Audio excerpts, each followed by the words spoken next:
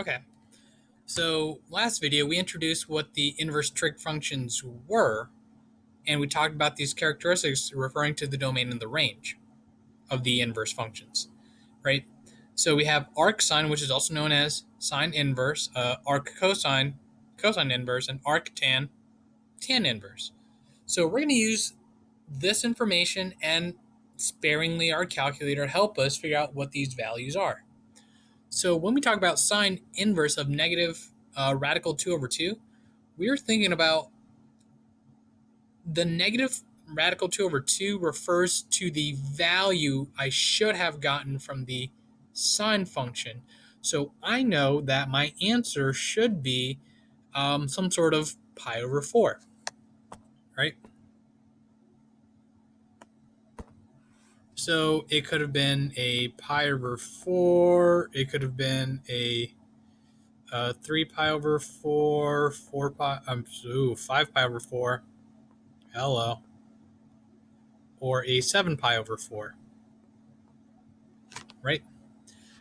However, since it's negative, we know we can eliminate these two because that's where sine would be would produce a positive value. So we're down to those two. However, pay attention to the range of the sine inverse function. When I ask you for a sine inverse of this, you should know that your answers, your values should be somewhere between negative pi over 2 and pi over 2. And the issue is these two are outside of that value. So what do? We need to find a coterminal angle that would be inside that range. So since the two angles that we're given are larger than the pi over 2, we need to subtract a revolution. So I would say let's take the 5 pi over 4. Psych. Let's take the 5 pi over 4. And let's subtract a 2 pi from it. So that's essentially a 5 pi over 4 minus an 8 pi over 4, which will give me a negative 3 pi over 4. However, that angle is still not within that interval. So let's work with the 7 pi over 4 instead.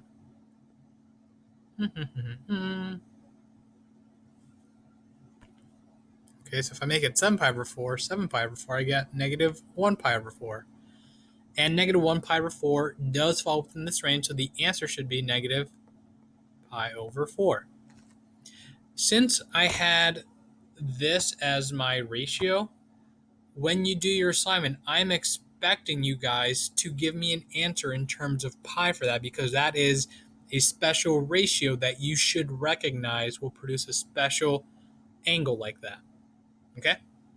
For the next one, though, we have cosine inverse of negative 0.63. That is not a special angle. I'm sorry, that is not a special rough value. So I'm just going to use my calculator.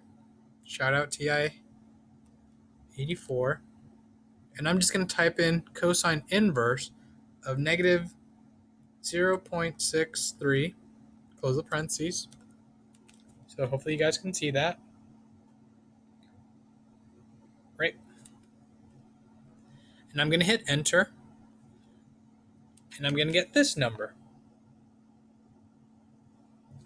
However, Mr. Rodriguez is a chump and he's still working with degrees. So I'm going to change my mode from degrees to radians. So second mode,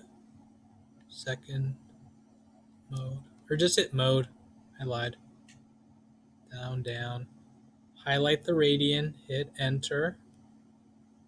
Then I do second quit.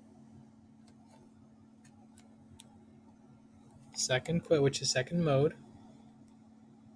I hit enter again based off what I've had, it gets me the answer, right?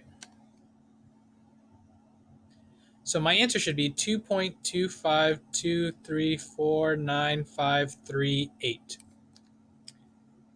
Hopefully that, like, the Chromebook isn't dumb and it inverted that for you so you can actually see it right.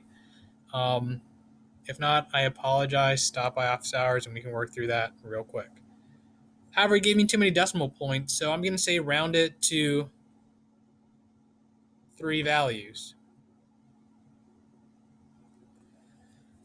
So since I had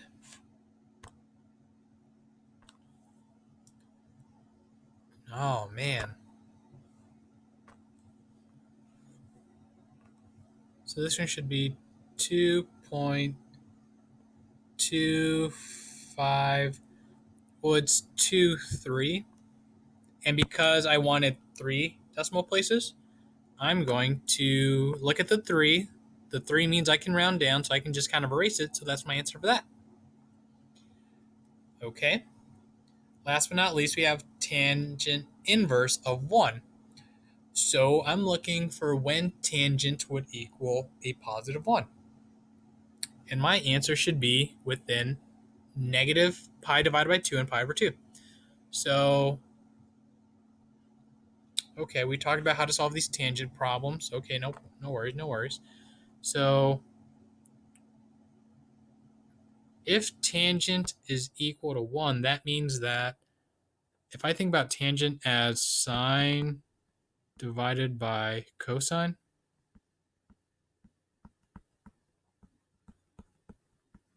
if I got a 1, that means I would have divided the same value. And the only way that happens is if I divide a radical 2 over 2 by a radical 2 over 2, positive or negative. So that'll happen when x is pi over 4, and it'll happen at 5 pi over 4. However, based off my domain restrictions, right? I'm sorry. Based off the range values for the tangent, which are right here in the green,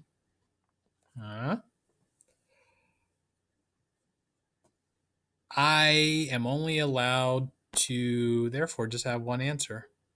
That's not it. My answer should be pi divided by 4. Right? Again, 1 is a special ratio that I should know for tangent. And if you don't know what the special ratios are, go back a couple, not last week, but the week before. So week 3. And look at some of the stuff when we were talking about the unit circle and the special ratios. Because I kind of laid it all out there for you. It's just up to you guys to recognize them at this point. Good luck.